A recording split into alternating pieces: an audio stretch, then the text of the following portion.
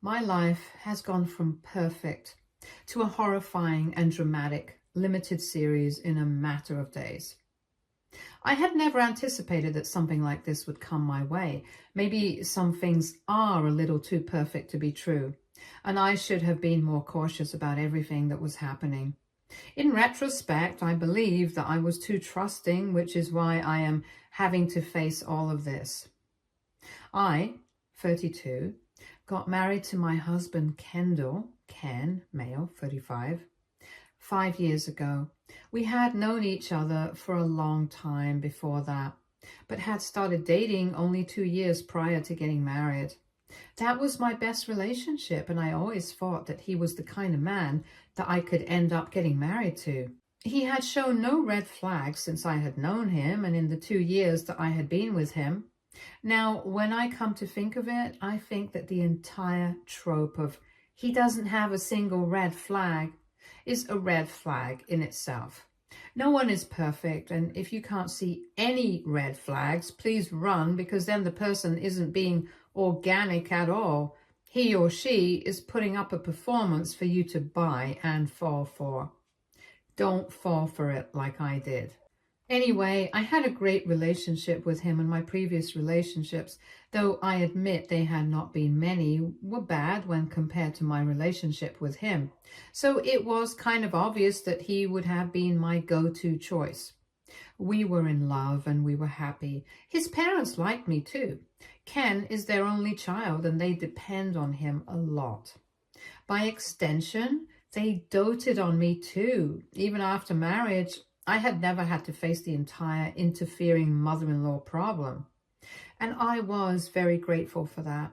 My in-laws don't live in the same state as us, but either we or they keep traveling up and down a couple of times a year to meet each other. It is important to him, and that's why I do it. We don't meet my parents as much, but that's okay by me because I have siblings who keep my parents company. Anyway, I digress. What the point of this entire backstory is to tell you that I had, by all means, the perfect marriage. And when the marriage wasn't perfect, when we were having issues with each other, the lowest that it could plummet down to was reasonably decent.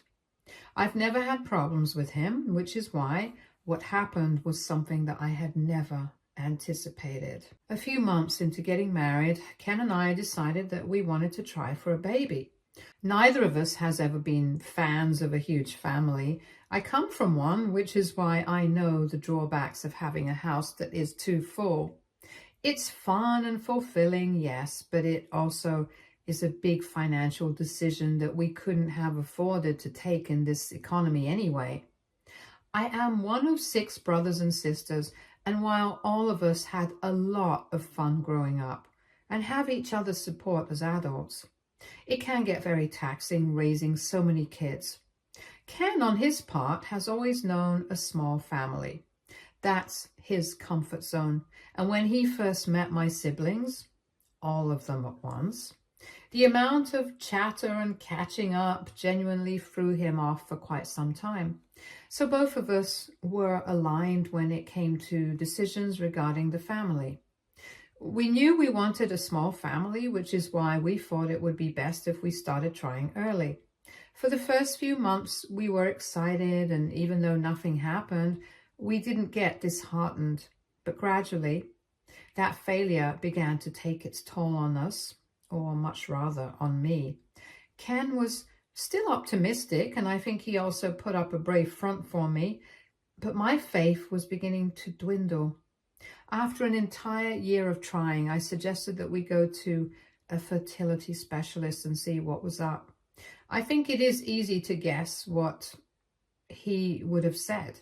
The doctor had made it very clear that it would be very difficult for me to have children naturally. Conception for me was an uphill battle, and the only way for us to ensure a pregnancy and a child this way would be to go for fertility treatments.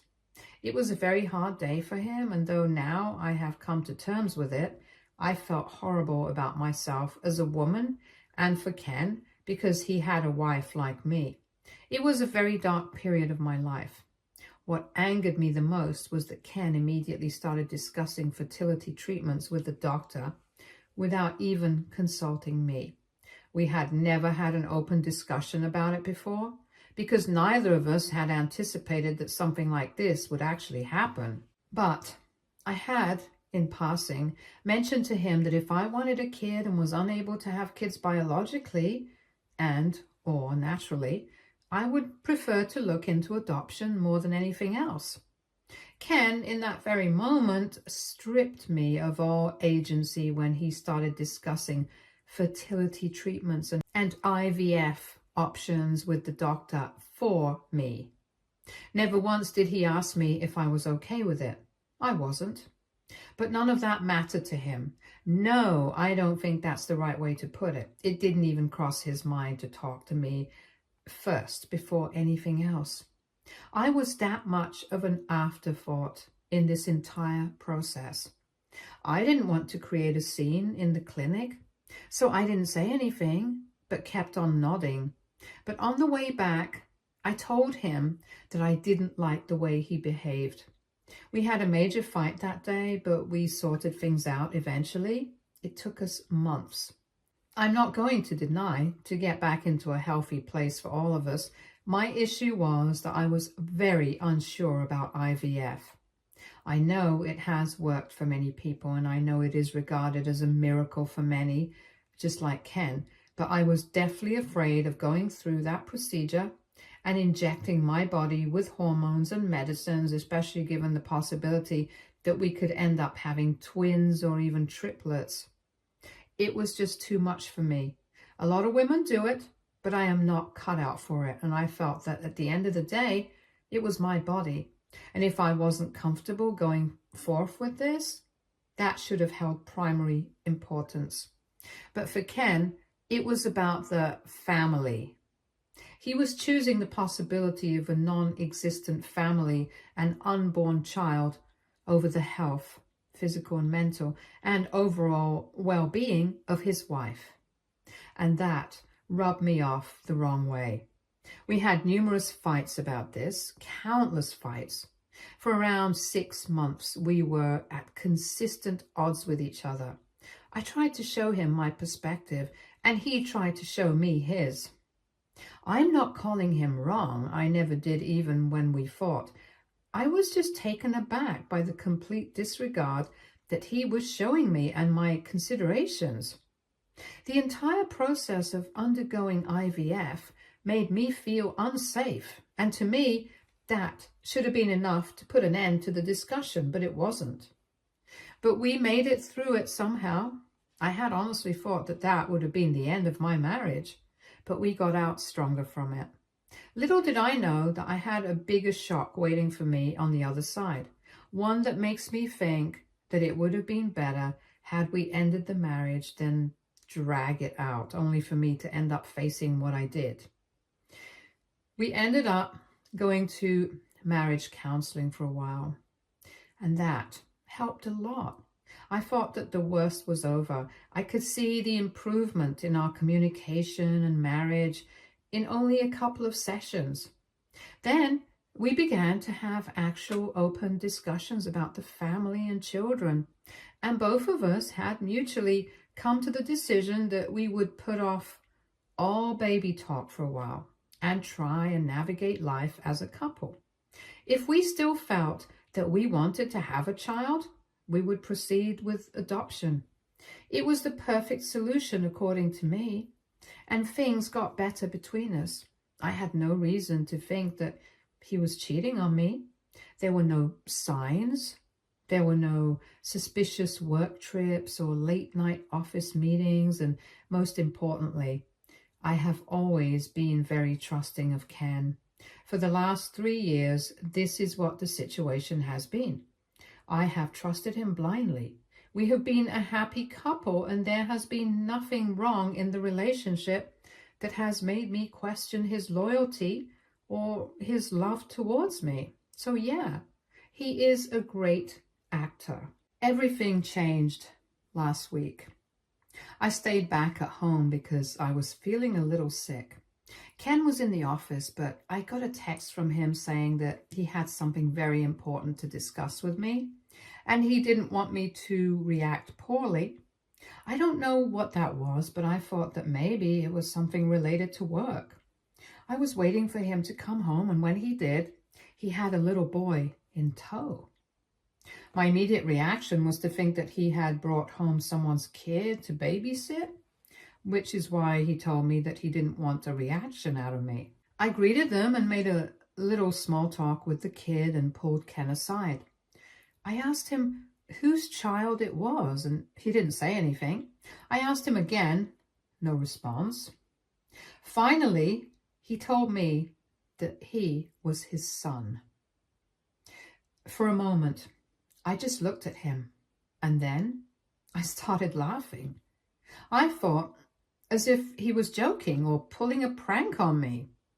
But before I could fully register what was even happening and could consider the possibility that maybe what he was saying might have some truth to it, the waterworks started.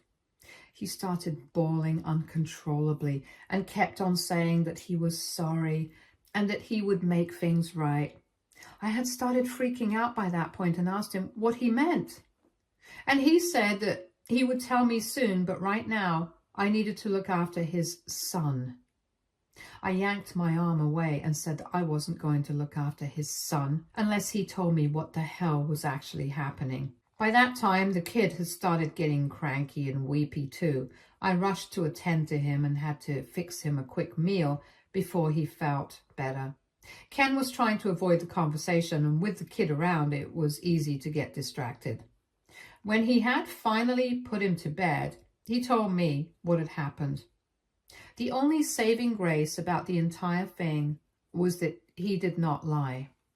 He told me that when we had hit a rough spot in our marriage, he felt as though a divorce was the only option.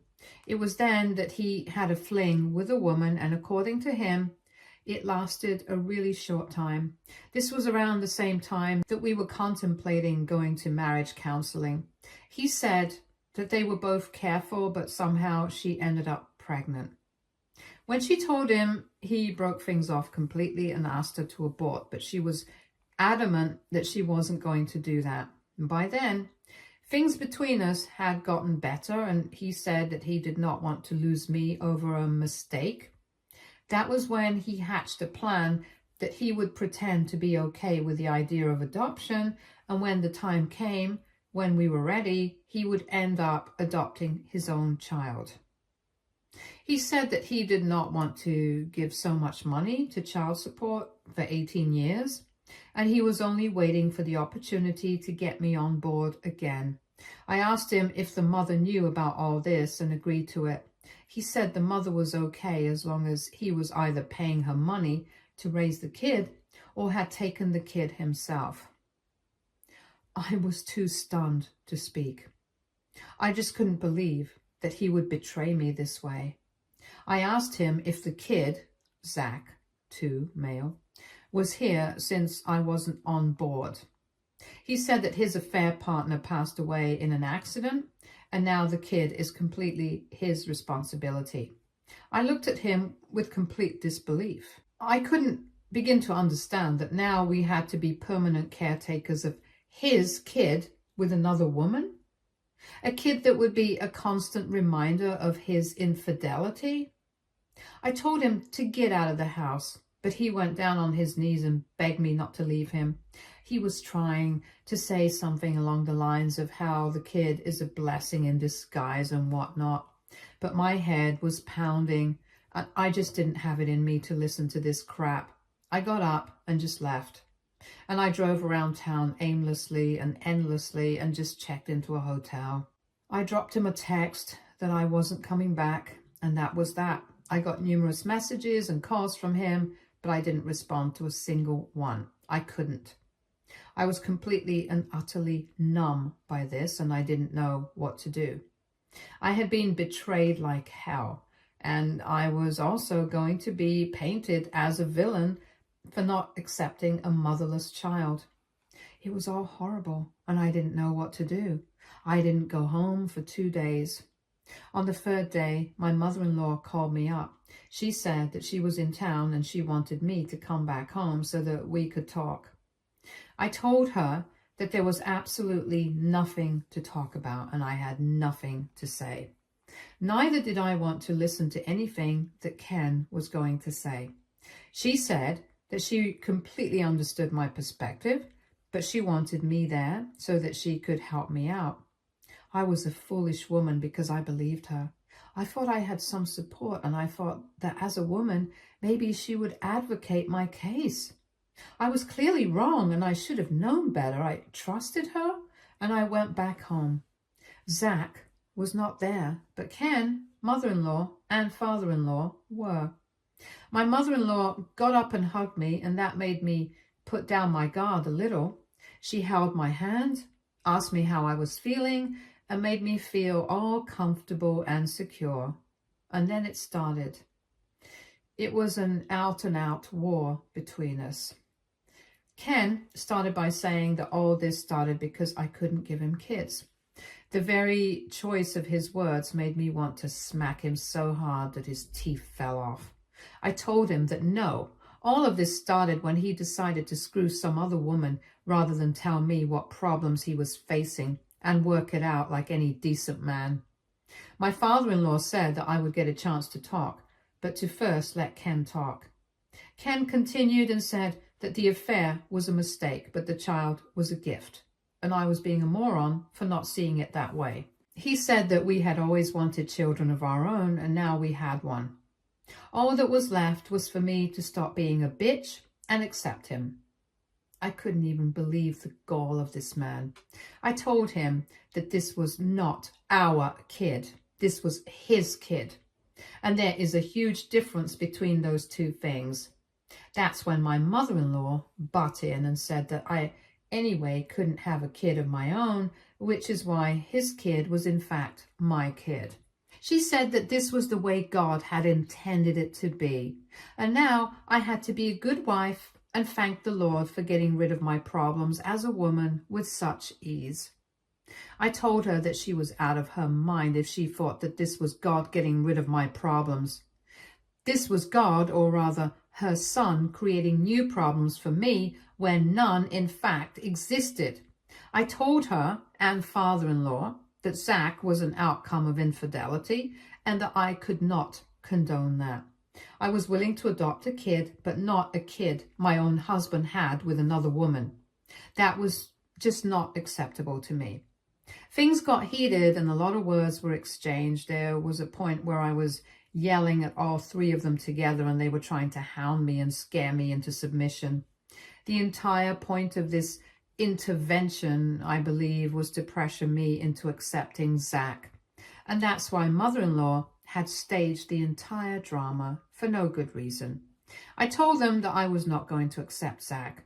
And that's when mother-in-law said that I was a useless, infertile woman and that I should be grateful that Ken had not left me and had only had a useless fling. That was it for me. I told her to shut the hell up and to get out of my house. Father-in-law got up and told me to get out of the house because it was his son's house. I told him that I was leaving him and that I was going to divorce him and that they could do whatever they wanted to. I went out and immediately contacted my sister Sarah, 35, female. She's a lawyer, and I told her everything in summary and told her that I needed her to prepare papers. She said I need not worry about anything and asked me to go to Noah's place, my brother, her twin. He lives in the same city as me. I told her that I hadn't wanted to involve all of them, but now it has come to that and I don't see any way out other than divorce. It has now been a week since I've been with Noah and I don't know what to feel anymore. Update 1. I have now been staying with my brother for over 2 weeks and I guess the thrill of being grandparents has worn off. Nobody has agreed to take care of Zach and my mother-in-law has been bombarding me with messages, trying to manipulate and gaslight me into giving the poor kid a chance. I don't want to. I'm not going to be a mother to a kid that is the result of my husband's cheating. I know it's not Zach's fault, But I also know that I don't have it in me to look past it and agree to whatever is happening. I'm not cut out for that. Sarah has asked me not to block any one of them because this could be beneficial during the divorce proceedings. So I am stuck with this for as long as this doesn't resolve itself. Noah, however, told me that instead of taking this lying down, I could get back to them and mess with them. He suggests that I tell them that I'm willing to take care of Zach, only if I'm allowed to open the relationship just from my end. That was the only way I would be willing to forgive Ken's infidelity if he allowed me to be open. But the same rules won't apply to him. I told him that that would be too much and Sarah would never allow me to do something like that because that would look bad for the divorce. But Noah said that he could sneakily pull something like that off.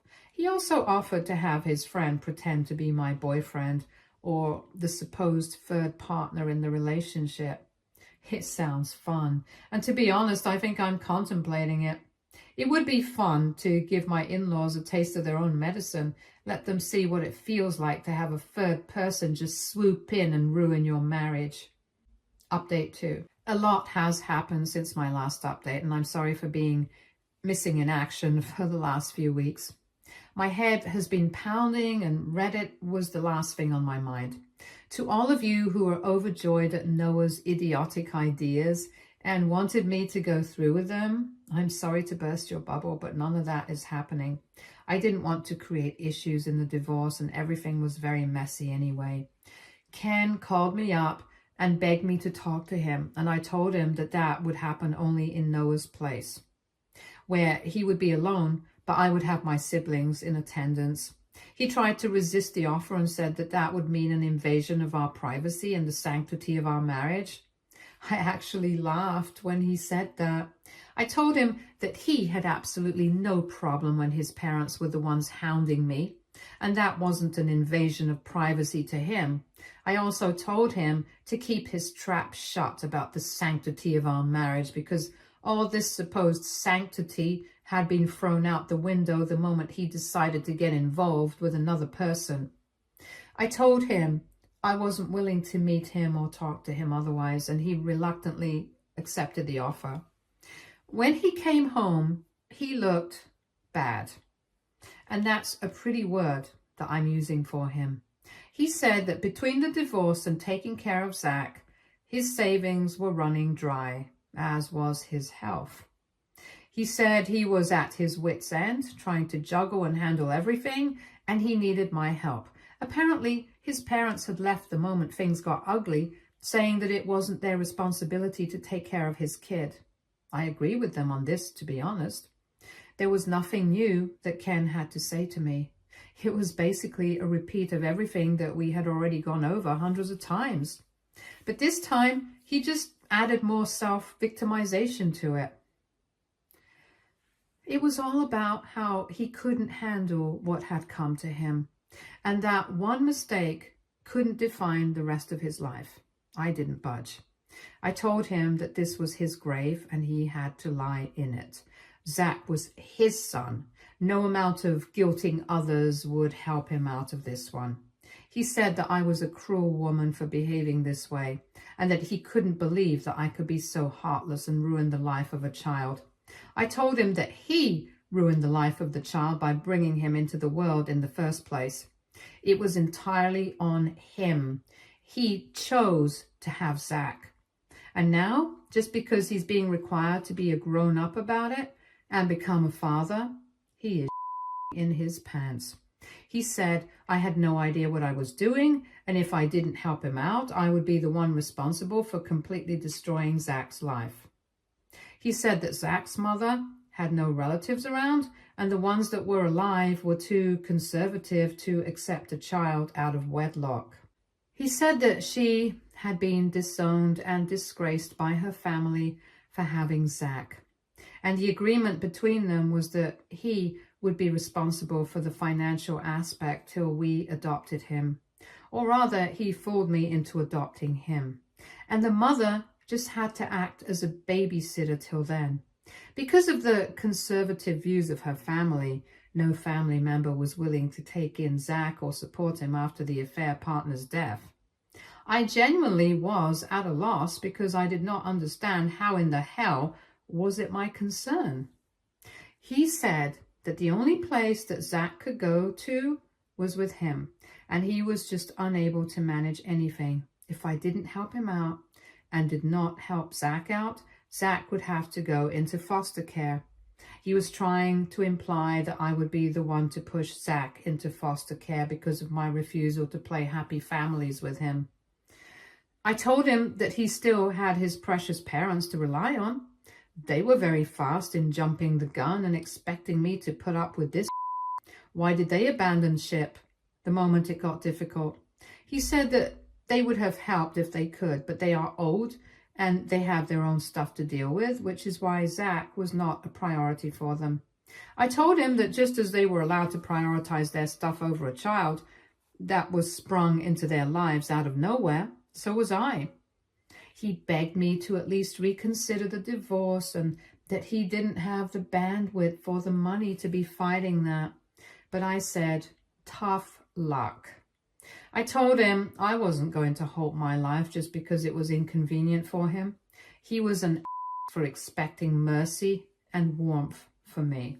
He was an ass for expecting mercy and warmth from me.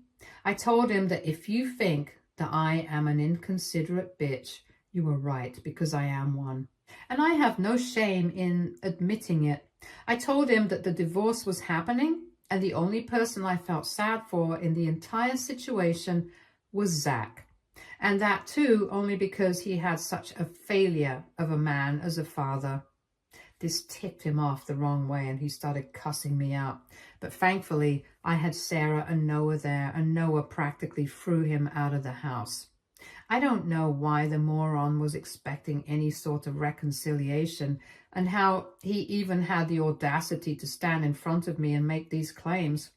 All I know is that I am done with him and his. Update 3. Holy crap, I had forgotten all about this account. It has been a long time since I logged in, and I'm happy to inform you that I am now divorced and have been so for quite some time. You had a lot of questions about Zach, but I'm sorry to say that I don't have any information on him. And I don't want that either. I have since moved out of Noah's house and have rented a small studio for myself. It's pricey, but I like the place, so yay, win for me. I have not been in touch with Ken since the divorce, even though he has been trying so every couple of weeks. I don't know what is it going to take for him to realize that we're over. This is by no means a fairy tale ending. I'm still hurt. I still feel betrayed. And I don't know when I'm ever going to be able to trust anyone again. What I do know is that I am going to move forward now without looking back. Stay tuned for more stories from our girl relationships.